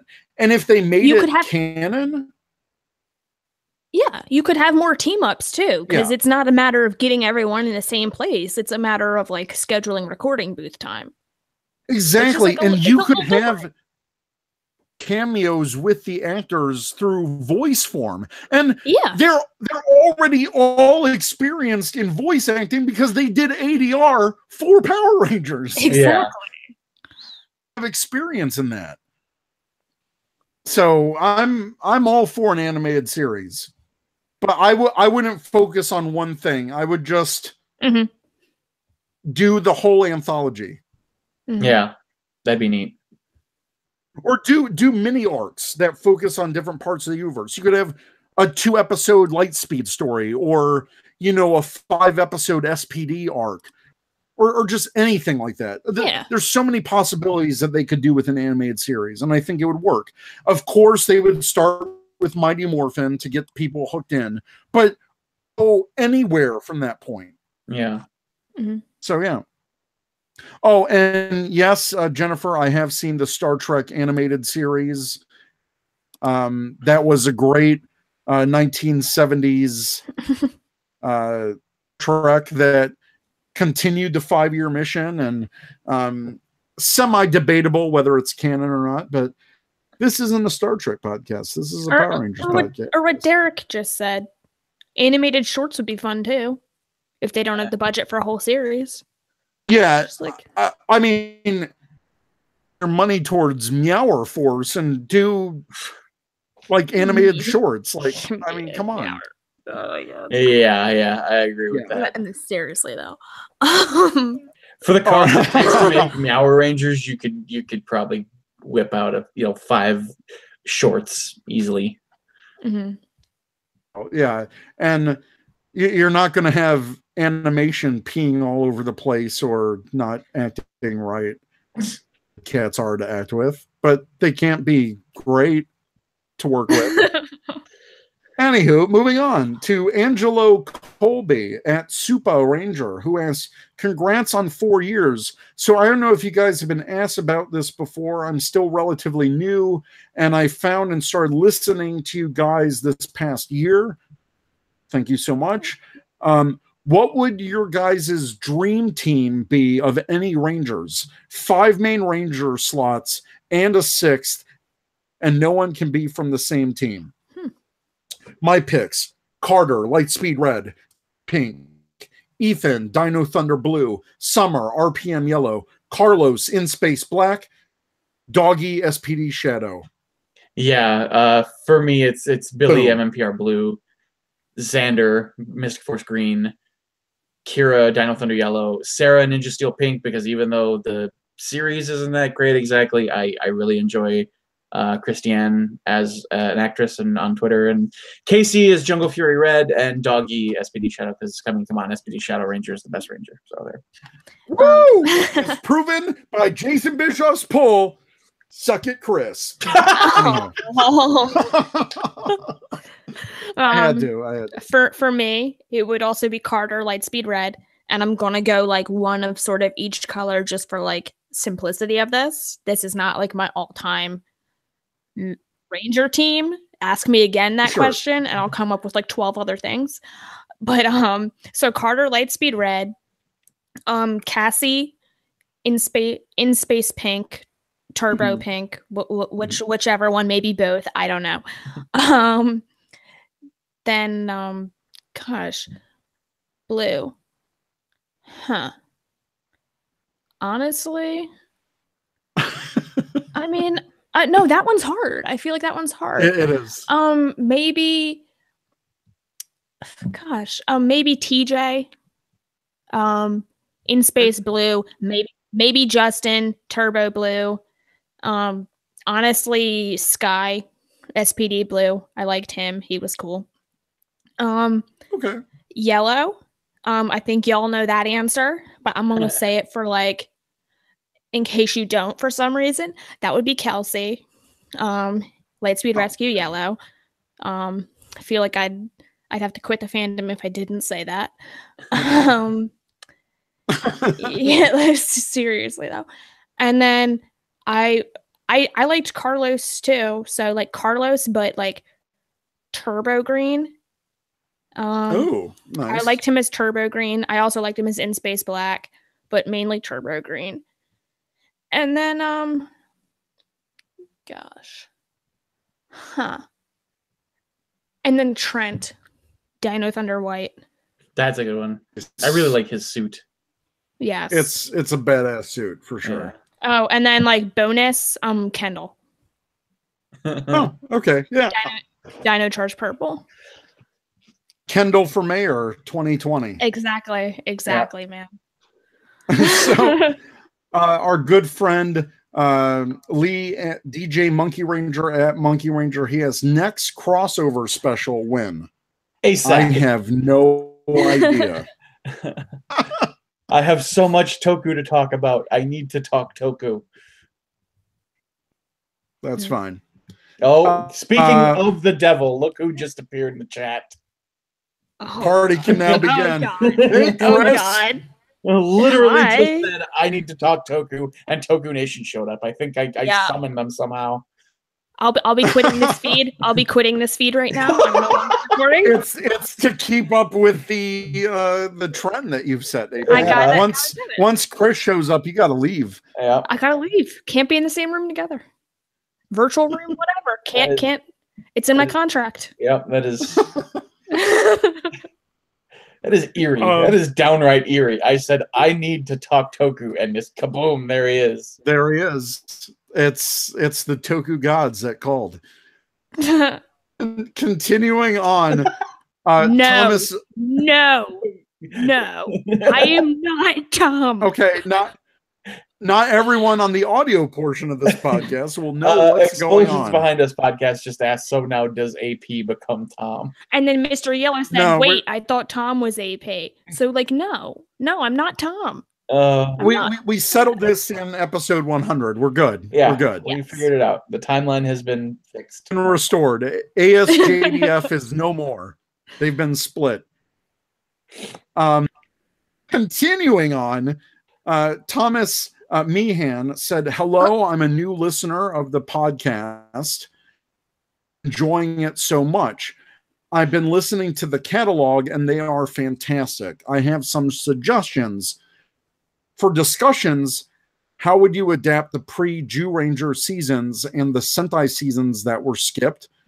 I think that's a great topic. Yeah, it's a good one. BT fans and Rangers in the fandom. That's certainly something that we can talk about. Mm-hmm. We've had guest co-hosts who are part of the LGBT community, so I think we've been pretty good in representing people. So but a specific topic on that, that's cool. And he suggested some commentaries, and we'll do some of these at some point, but I just want to clarify, we've never been just a strictly commentary podcast. There's podcasts out there that go through the entire catalog of episodes. That's not us, but we'll do a commentary every now and then for fun, or if I need a break. Yeah. So, yeah. Wow, Chris. Well, some of us need an outline to keep organized so it doesn't go completely off the rails. Do your thing. We're going to do our thing, okay? Oh, snap. I think Chris is just bitter that Shadow Ranger's been proven to be better. Yeah. Oh, that's right. I am visiting Chris next month at his hometown in Colorado. And that weekend, there is supposed to be a new episode release, but I can schedule it around it. A live show from Colorado at some point. I know we're going to be meeting up with Jay at Morphin Legacy. So who knows? We may just do a live thing straight from Colorado, and we'll explore the Colorado scene. Oh, and then Thomas Meehan, did you see the PS? Yeah. Oh, well, I'm getting there. So, yeah, he suggested some commentaries like Green with Evil, Countdown to Destruction. We've already read that was X-teen, and we've already done Legendary Battle, which was episode 29 when that actually aired. Mm-hmm. Yeah. Once a Ranger. Oh, Mr. Yellow asked if we will stage our own version of Power Rangers Live. And that was the whole original purpose of that trip out to, for me to go out there to Colorado. And we just said, F it, I'm still going to go out there. So script out our own Power Rangers Live show. Who knows? And we'll get some toys and whatever. This is gold. The final showdown in person. Oh my gosh. But the final question from Thomas Meehan was, do any extra episodes on Doctor Who? I would. I would. Yeah, AP and I are going to start the TARDIS console power hour.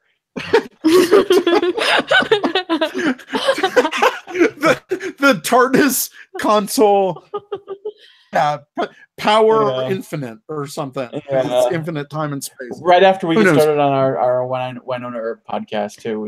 Me and Zach are just going to do all the podcasts. All the shows. Dude. All the shows. Well, I will say, my wife and I are going to start up our own podcast, and it's going to be a nerd podcast, and we'll have our friends on to talk about, random stuff. So look out for that. It's not just going to be Power Rangers. It's going to be everything that we're nerding out about.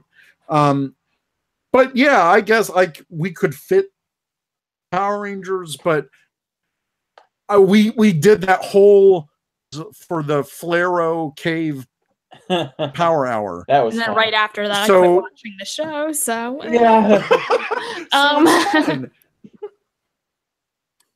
So yeah.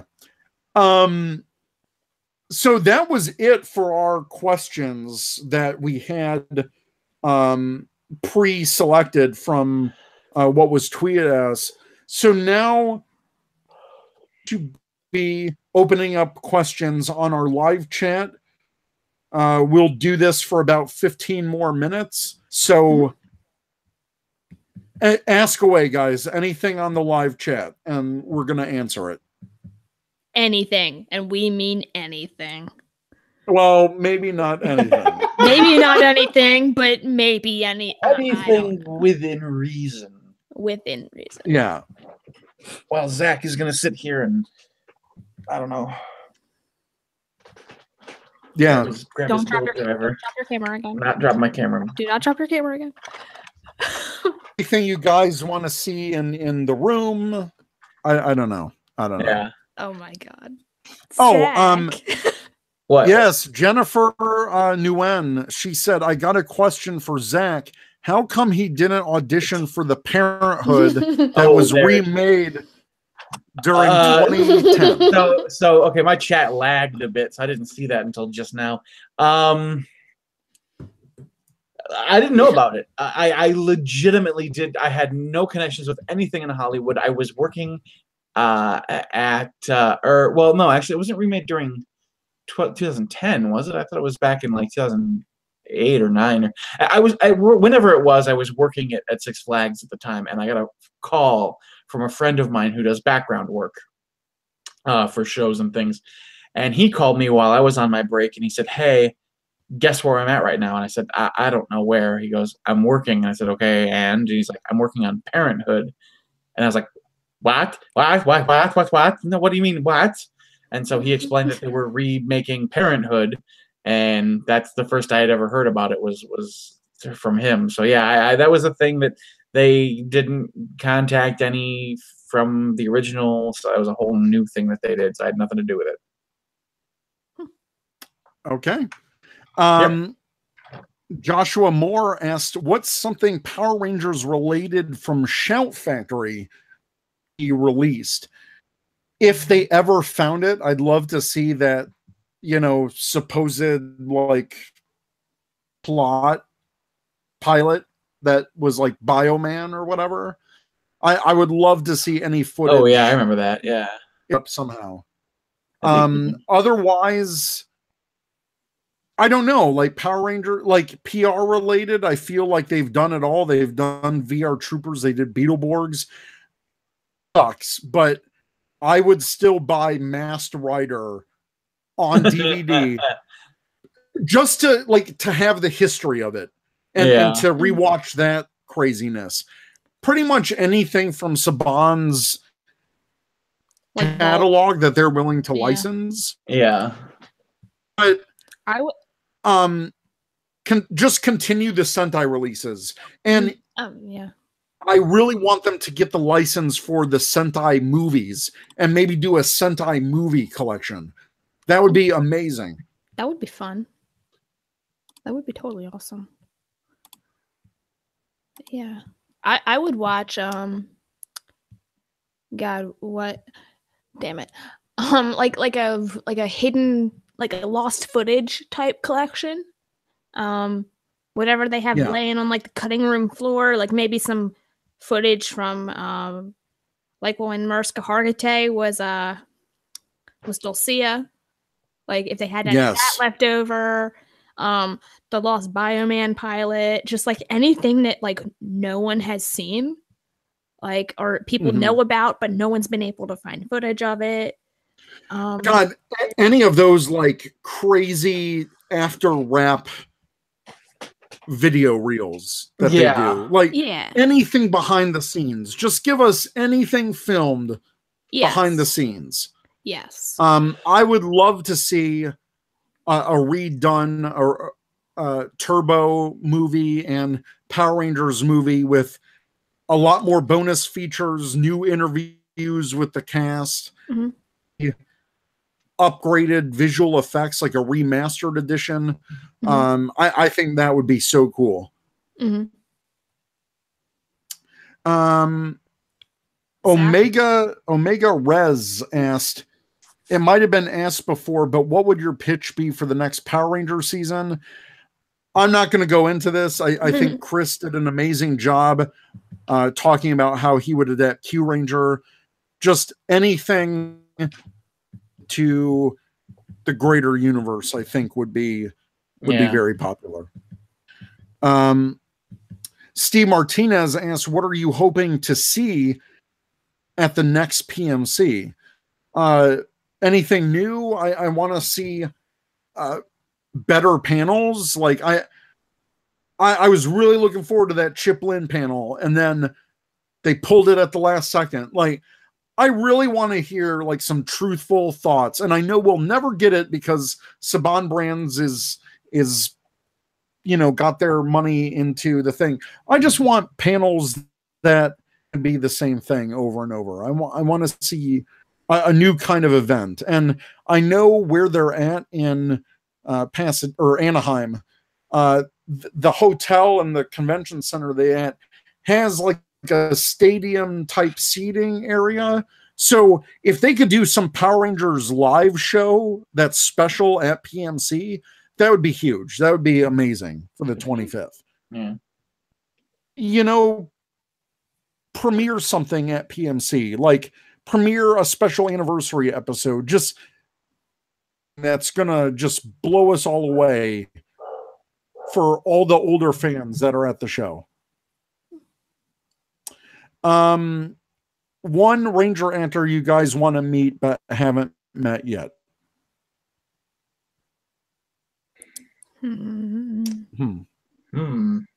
Sasha Craig. Oh, for you, yeah. I'd probably melt. I would probably melt, and then I'd turn into like Alex Mack and just like melt and like just that's a 90s throwback. Yeah. I would just slide away, man. Yeah. I haven't met yet. I know PM list. I think that Power Rangers Now did of everyone's appearance over the years. Gosh, who would I like to meet? Get John Toohey from New Zealand. Can we please have Shadow Ranger and Daggeron at a PMC? Like, come on. That'd be cool. Like, really, really anyone from New Zealand that hasn't been to PMC yet. Yeah. I gotta go with I'd like to meet Jason Smith because I get the feeling he and I could just talk about Toku all day, talk about Sentai. Yeah, he's a big Sentai guy, so yeah, for sure. Luke Early asks, are you bringing the 30-inch Megaforce Rangers, Eric? These damn figures have been such a pain in my side moving. Like, they always get in the way. They're still in the box. Got them like right over here. I don't want to show the extent of how badly this room is set up, but what? They're right there. They're right there, all behind those boxes. They're silently watching me as I record the episodes. They're horrible. They're horrible, and I want to get rid of them, but too bulky to sell unless it was local. I have no way to get rid of them unless I just donate them to suck up the cost. I mean, like personally, I had the red one because, I mean, we're not even going to go into how I obtained that, but because I did not choose to. Wasn't it a contest? You won a contest. It might have been. I don't know. I really don't remember. It was something that I did not know what I was receiving in the mail. It turned out to be that. And I had such a hard time getting rid of it. I ended up just giving it away to someone. Someone I knew. They had a kid who loved Power Rangers, so I'm like, "Hey, you want this?" And then I actually might bring him to Colorado just to creep Chris out, because the one time he stayed at my old apartment, he said that they were watching him. I'd totally do that. But Hassan Ahmed, the YouTube sensation sweeping the nation, Hassan Ahmed, He asks, any video games you've been playing lately? Assassin's Creed Origins all day long, forever. I've sunk like 54 hours into this game since mid-December. So, there's been so many games. so many games. So many. Like my back catalog is like insanely full. The latest video game that I received was from one Mr. Chris Boothroyd at Toku Chris. For Christmas, he got me a copy of Kamen Rider Climax Fighters, the English subbed version, and I've been playing that because it's a ton of fun, and playing as Build is super broken. So I can't wait to face him online and kick some major butt. And I have experienced the power of a PS4 Pro last weekend, so I may have to do that and join you guys, because to play a Kamen Rider game with my friends would be awesome. Come to the PS4 side of the Force. It's not really like I can do both. It's fine. Yeah, you really can. I mean, if I wasn't going to Japan this year, I would probably just buy an Xbox, but no, goals, dude. You got to get to Japan. And that's it. Like Japan, I'm focusing on Japan. Yep. AP, how about you? Any video games? Do you have time for video games? Not really. I don't think I've turned on my console in like maybe like a year and a half. Well, you've been playing Legacy Wars. Yeah, I have been playing that, if that counts. I'm like really into that. Totally counts. But no, honestly, I haven't played any like console games since we tried to do that whole like Call of Duty contest, and that thing fizzled out. But yeah, that was AP is so elusive, no one could find her. There's like one person that was super close, but still never got there. Someone was like really close, and yeah, they almost caught me. Jen just asked, who would you choose if you're gonna play Kamen Rider, Eric? Which rider would you play as? Gaim, obviously. Yeah. Kamen Rider Gaim, or Kamen Rider Kabuto, because I loved Kabuto. They're both in that game, so yeah. Well, there you go. Just getting back to the questions. Chris at Toku Nation decided to actor for the 2019 series. Who would you want, and would you want them to be reprising their old role or a new one? So if this was for the Q Ranger adaptation, who would I want? Why Someone not? From a space season. Well, I would love to see back as Andros. Yeah. Or anyone from that season, really. Yeah. Some of them are still in shape, so why not?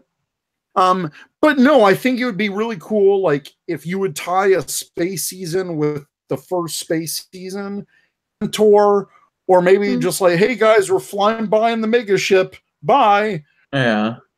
Something. I think, or SPD. I mean, that's Space Patrol Delta. They patrol space, but not really. But Kendall shows up in her spaceship dinosaur. I don't know. Yeah, or Kelsey shows up with her astronaut wife. I honestly forgot all about that till you just mentioned it. Yeah, why not? Let me go down the list. Oh yeah, Kelson would be awesome to meet at. That would be amazing. Yeah, getting to meet him at that first PMC was really cool. Let's see. Rachel, Chris's partner, asked, who's your favorite Sailor Scout in Sailor Moon? I'm all about Sailor Jupiter. Sorry. Hey, true facts. Do you guys have a favorite Sailor Scout, or should I just move on? No, never mind here nor there about Sailor Moon. I know this much about Sailor Moon. I'm right there with you, Cool. Zach. All right. I think we're gonna wrap it up. We've gone on for 2 solid hours, which is a excellent showing. Wait, a couple more questions. Having Habusaki in Japan this time. That's from Mr. Yellow. Gosh, if I make it to Japan, I think I kind of have to have Habusaki, don't I? It's like one of those mythical things you hear about. We talked about that on the show. That's the snake sake, right? That is the snake sake, yes. I remember we talked about that on the show at one point. I think that's back when I was going to attempt to go to Japan the first time, and that attempt fizzled out. But yeah, this trip, which I am 100% committed to happening, I'm going to have Habusake. Do it. Blah, blah, blah. Oh, Teresa, my wife, she's at Marvel versus Power Rangers. It's no contest. I think Marvel's killing it right now. Yeah, I mean, I love both franchises, but Marvel is just insane. I mean, there's really no contest. I would also watch them team up and fight each other. Instead of like Justice League versus Power Rangers, I would love like an X-Men versus Power Rangers. Avengers versus Power Rangers. Yes, Avengers. Yeah, anything. Do that. I mean, come on, boom. That'd be neat. What Bob RJ headcanon, next line of toys, just shoot Ranger helmets out of cannons. Dark green is the biggest one. And on that note, Ranger Nation, let us know what you think. If you have questions, you can email us at rangercommandpowerhour@gmail.com, or check us out at rangercommand.com. We're on Twitter at rangercommandph, Facebook at Ranger Command Power Hour, all one word. Check us out on the Four Eyed Radio Network and all those other great shows too. So again, this has been a blast. So much for sticking with us for this live episode. And it's been a blast. So thank you everyone who tuned in for this and participated. We love all of you. Thank you guys. Thank you so much. Yes, seriously. Thank you.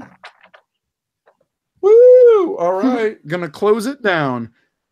Audio version of this podcast will be released on Saturday, so look out for that if you want to relive this experience. So thank you guys so much. Peace. I'm gonna stop.